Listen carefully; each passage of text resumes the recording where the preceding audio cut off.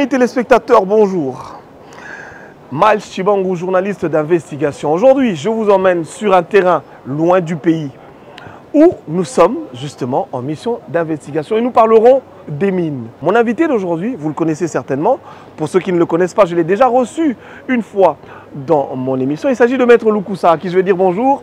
Bonjour Maître Loukoussa. Bonjour, bonjour, très cher Mike.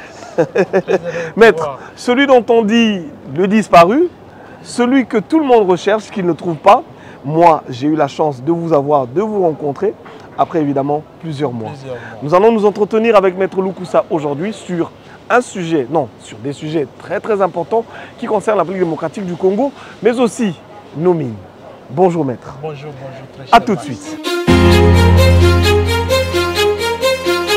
La dernière fois que je vous ai reçu, vous étiez encore avocat de AVZ. Oui. Vous l'êtes toujours? Non, je ne suis plus avocat de AVZ. Qu'est-ce qui s'est passé?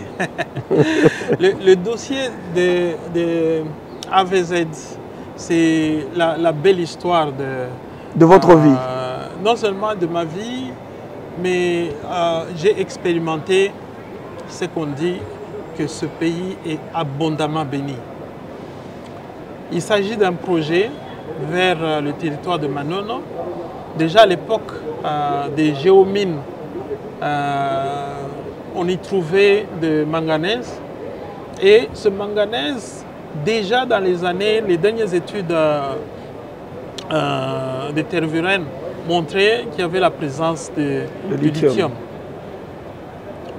Avec tout l'écosystème mondial aujourd'hui, la course vers les batteries, il se trouve qu'encore une fois, le plus grand projet de lithium, ce qu'on appelle le spodumène en termes de pegmatite, donc une roche, se trouve en RDC. Et à l'époque, c'est ma cliente de l'époque, donc la société AVZ, qui va pouvoir tomber sur ce projet en collaboration avec la société communière, le gouvernement congolais et une société d'Atomir pour pouvoir se lancer sur ce projet, pouvoir le développer. Mais il faut quand même rappeler la petite histoire pour expliquer le contexte qui a créé des difficultés après. C'est que la petite histoire, les actionnaires qui à l'époque avaient principalement aidé AVZ à devenir même AVZ. Ouais. C'est-à-dire que quand ils se sont mis d'accord, ils ont mis l'asset, le projet, ils ont dit écoutez, on ouvre une société qui s'appelle AVZ en Australie. Nous allons chercher des partenaires, des gros partenaires comme AIU et les autres. On va vous les mettre là-bas pour permettre à ce que la société vite puisse lever des fonds sur le marché international. Et donc, ils ont fait ça. Ces partenaires comme Datomir, etc. Et ils ont beaucoup aidé AVZ. Maintenant, lorsque l'étude de faisabilité sort, ils reviennent à la table de négociation pour dire, écoutez les gars, je pense que ce projet va apporter beaucoup d'argent. Il est temps de renégocier et de pouvoir discuter sur la possibilité de pouvoir chacun gagner quelque chose. Mais malheureusement, la position de AVZ a été ferme. C'est-à-dire les gens qui vous ont aidé au début et qui avaient permis à ce que vous puissiez devenir ce que vous êtes devenus. Et quand vous regardez même la valeur d'achat du projet à l'époque, l'argent n'était pas grand-chose. Donc, il y avait possibilité de pouvoir négocier à l'amiable et se mettre d'accord. Là, on est en train de parler des 15%. Là, on est en train de parler de tous les 15% et les 5%. Les 5%, d'accord. Oui, oui. Donc, ce qui faisait 20%. 20%. Alors, lorsque AVZ a fait le paiement, il a Datomir. À Datomir. Il Très a fait bien. le paiement. Donc, on est en train de parler d'un conflit qui est né de la négociation entre AVZ et Datomir. Absolument. Très bien. Lorsqu'ils ont fait le paiement a été effectué. Eh bien, Datomir a refusé. Il dit non, nous ne pouvons pas accepter. Nous aimerions revoir, n'est-ce pas, nos prétentions à la hauteur du projet et les résultats qui sont venus de l'étude de faisabilité. Et donc, après qui ça a refusé, donc au niveau de particulièrement M. Nigel, au niveau du management de AVZ, ils ont refusé l'ensemble des propositions qui vont à un moment arriver jusqu'à des négociations à un certain niveau, mais ça a été vu. Aujourd'hui, quand je revois, il y avait possibilité de faire autrement. Alors, ça, c'était des partenaires stratégiques qui ont fait de vous AVZ ce que vous êtes devenu. Ouais. Ils reviennent à la table des débats, vous dites qu'ils sont gourmands, vous les refusez, etc. Étant donné que vous les avez...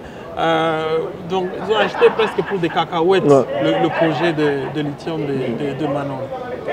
Alors, va maintenant commencer une série. Alors, ils demandent à ce qu'on puisse créer un compte séquestre au pays. Là, c'est qui demande? AVZ. AVZ demande qu'on crée un compte séquestre au pays pour garder cet argent au pays. En vue d'attendre... Là, on parle des 20 millions. De 20 millions. En vue d'attendre la fin des conflits. D'accord. Et c'est ce que les juges avaient dit. En vue d'attendre la fin des conflits pour permettre de pouvoir... C'était quel tribunal? Le tribunal de commerce de Kinshasa. D'accord. Ils se sont mis dans une dynamique. Quand vous dites « ils », c'est qui? AVZ. AVZ. AVZ s'est mis dans une dynamique. s'est mis dans une dynamique de trouver une solution au Congo. Avec, au niveau des autorités, etc., discuter. Il y a eu plusieurs réunions. Et les représentants de AVZ ont assisté personnellement à ces réunions-là. Donc, avec certaines personnalités, des ministres, etc., tout ça. Et des discussions ont eu lieu et des instructions ont été données. De pouvoir exécuter des paiements à certaines personnes. Et non, là je suis perdu, s'il vous plaît. Nous avons 20 millions de dollars qui entrent dans un compte séquestre pour garantir les deux parties. C'est-à-dire quand les discussions se termineraient, on reviendrait sur la table pour voir à quoi servirait cet argent. On va se replacer dans le contexte. Il y a un compte séquestre qui est créé à la suite de la discussion entre AVZ et Datomir.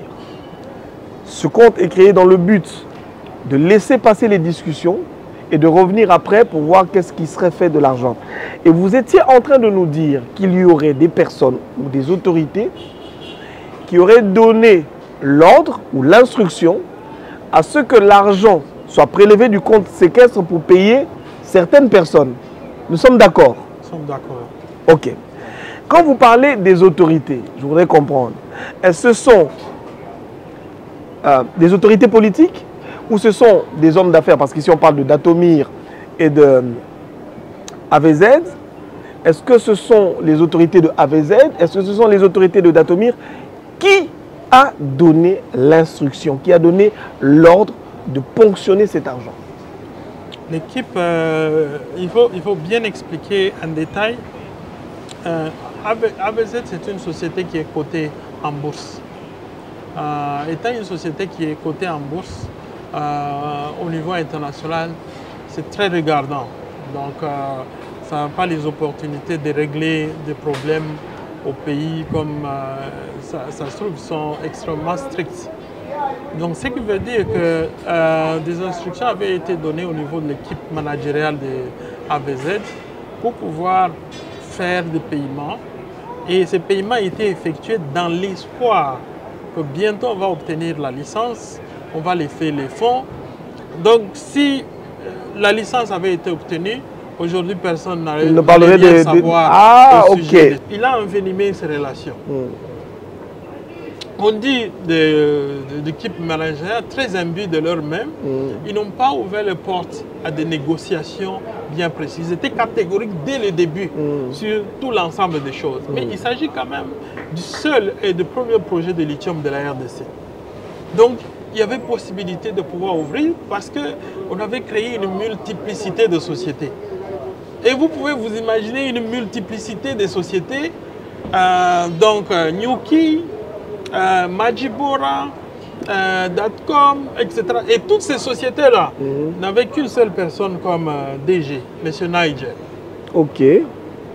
Une seule personne. Donc il n'y avait pas l'équilibre de prise de pouvoir et tout ça parce que les autres pouvaient remettre en cause. Non, un peu de balance, un peu de gouvernance, etc. Tout ça. Donc ils se sont engrenés. En plus, la ministre va prendre une décision pour sortir une licence après la décision que monsieur... Quel ministre, s'il vous plaît? La ministre... Et donc, pendant... Vous imaginez, nous sommes des Congolais. Je n'ai pas besoin d'expliquer beaucoup de choses. pendant cette Non, période. Nous, il faut expliquer. Pendant cette période, oui. Comment AVZ a obtenu la licence, comment AVZ a eu cette partition, les personnes, l'équipe managériale a participé, le compte séquestre a été. Non. J'aimerais qu'on revienne. Voilà. C'est ça que j'aimerais qu'on revienne. Oui, le compte séquestre a servi à graisser la patte aux autorités, si je comprends bien. A servi à pouvoir, dans l'optique de AVZ, de résoudre le problème de la licence. Bon, si Maître ne veut pas le dire, en tout cas je pense l'avoir bien compris, les 20 millions de dollars ont servi à graisser la patte à certaines autorités de la République démocratique du Congo pour justement permettre à AVZ d'obtenir ce permis d'exploitation dont on est en train de parler. Et dans la plupart de ces réunions, ce n'était pas des réunions où on se trouvait seul, c'est des réunions 4-5 personnes où l'équipe managériale a cité, ils ont une politique, au moins 2 personnes de AVZ étaient toujours représentées. Okay. Donc en parlant de l'équipe managériale qui a donné les instructions que cet argent soit débité de ce compte, qui à l'époque était le directeur général de AVZ? Depuis et puis jusque maintenant, c'est toujours M. Nigel Ferguson. Monsieur Nigel. Yeah, Nigel Ferguson. Donc, celui qui était en étroite collaboration avec les autorités congolaises qui ont partagé l'argent mis dans ce compte séquestre. Oui, absolument. Ok. J'aimerais rappeler ici en passant qu'une plainte avait été déposée à l'époque, une plainte qui est toujours pendante, du ministre des Mines de l'époque, portant plainte contre le journaliste d'investigation, parce qu'ici, il faudra dire, je voudrais quand même que vous nous rassuriez. Nous avons produit, avec l'équipe de Chat Group International, un documentaire, le projet Manono Kitotolo, que je pense l'équipe de AVZ avait suivi. Oui. Et vous savez tout ce qui a suivi derrière. Avons-nous contribué ou pas à éclairer la lanterne, le gouvernement, le chef de l'État sur cette question? Je voudrais que vous nous répondiez quand même. Non, je pense que ce documentaire et tant d'autres avaient permis de manière significative de comprendre le projet Manono, les dessous de cartes, de comprendre tout ce qui s'est passé. Au plaisir de son Excellence, Monsieur le Président Félix Antoine Tshisekedi, qui avait porté le cœur sur ce projet. Je ne peux pas vous dire combien de fois il nous a reçus à titre individuel, avec un calendrier aussi chargé et à plusieurs reprises, et nous donnant même des opportunités de faire des réunions et de lui proposer des solutions. Je me rappelle qu'à l'époque, il y a même une commission ad hoc qui a été créée. Une commission ad hoc a été créée. Mais malheureusement, encore une fois, ce que j'ai beaucoup regretté, c'est la flexibilité de l'équipe managériale de prendre une décision dans ces circonstances. Parce que, étant donné qu'il y avait beaucoup de sociétés autour du projet de Manono, il y a la zone économique spéciale de Manono, il y a Majibora, il y a tout un ensemble de projets autour. Eh bien, il y avait la possibilité de pouvoir partager le gâteau avec les autres et permettre à ce que le projet puisse être lancé et être exécuté. Au moment où nous parlons, on serait à un autre niveau d'exécution de ce projet-là. Et ce projet aurait pu générer beaucoup d'argent pour permettre de régler tous les problèmes. Mais les gens ont préféré mettre l'argent dans les poches que de servir l'État congolais. Absolument, malheureusement. Merci beaucoup, Maître. C'était pour moi un plaisir de vous recevoir sur mon plateau. Et en tout cas, à très très bientôt, je l'espère. Oui. Hein? Merci beaucoup également. Je suis entièrement à votre disposition pour l'ensemble des clarifications, documentation des informations que vous aimeriez recevoir de ma part. Vous promettez quand même de nous recevoir prochainement? Je vous promets de vous recevoir. Est-ce que vous nous rassurez que vous n'êtes pas en cavale et que vous n'êtes pas en train de fuir finalement, Maître? Je vous rassure parce que les vraies personnes qui sont responsables se connaissent. Ils sont au pays et que c'est à eux de fuir. En dehors du pays et au pays. Ah, j'aurai vos noms tout de suite. Disons tout à l'heure, le temps d'ouvrir la mallette, je saurai qui a bouffé quoi, comment, quand, combien. Donc, gardez votre mal en patience. La proclamation, c'est pour dans quelques jours. Merci à vous et à bientôt. Très bientôt. Merci beaucoup. Merci. Kamanda, unaweza kujifahamisha? Ndio, mimi ninataka kujina ya Guido Shimirai Mwisa, Kabi Kabarondo. Niko commandant du mouvement Nduma pour la défense du Congo rénové, NDC rénové. Na je suis niko tena pia cordo wa réseau des patriotes résistants congolais. En plus, niko commandant de VDP, les volontaires pour la défense de la patrie. Asante.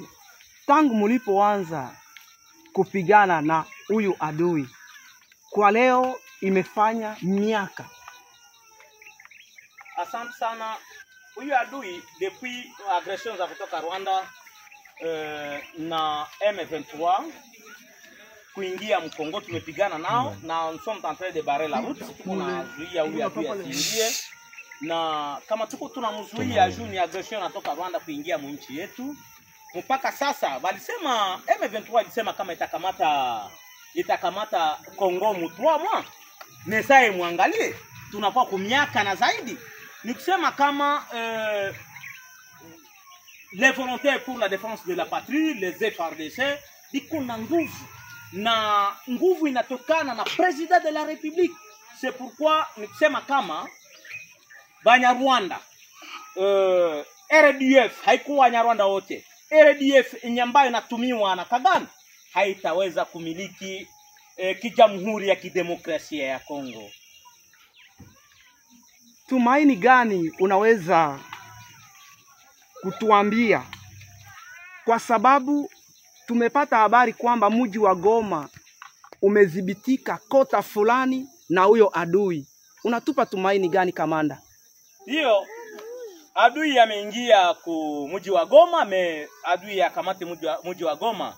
Kuna kata fulani, il y a quelques quartiers kwenye iko anatrembale, mais sinon les VDP et les FARDC mpaka sai wanasimama imara na tunapigana vizuri ndani ya vile ya Goma. Tuko tunapigana na mpaka sasa les VDP, les FARDC wanasimama na tunapiga, na nikiwaza watu wote wanaona, meme kumitandao ya kijamii mko naona, isipokuwa watu fulani ambao wanajitapa tunakamata fasi fulani, parce que Goma hatutaweza kuchunga njia zote, il peut déboucher quelques routes, mais sinon mpaka sasa hivi tuko tunasema hapa tuko Mgoma na jeshi ya FARDC iko Mgoma na wazalendo wako Mgoma. Kwanza mimi nashukuru wazalendo sana ambao wamejituma na wanadhibiti mji wa Goma mpaka sasa, na FARDC ingaliki inapatia wazalendo nguvu, na ayo ingaliki na soutenir wazalendo,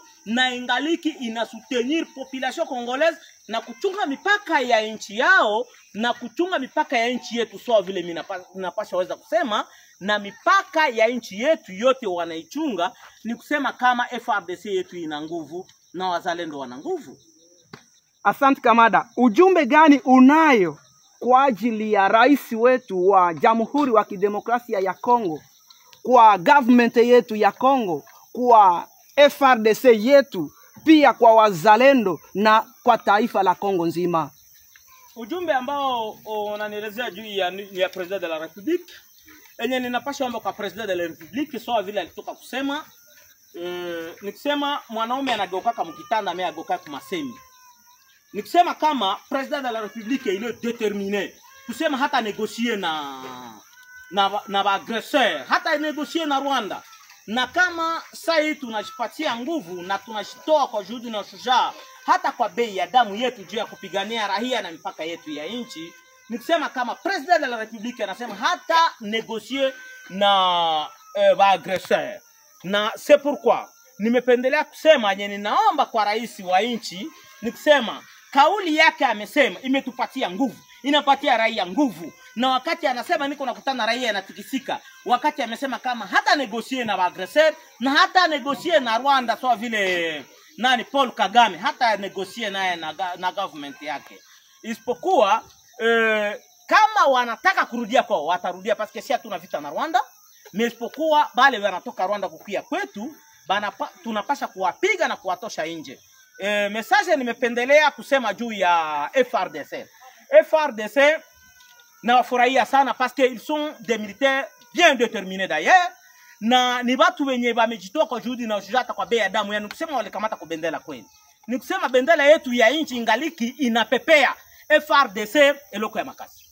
Ni kusema kwa muda huyu ninatumainia kama jeshi letu la taifa lina kazi, lina nguvu na litafanya kazi na mpaka tutagomboa Goma.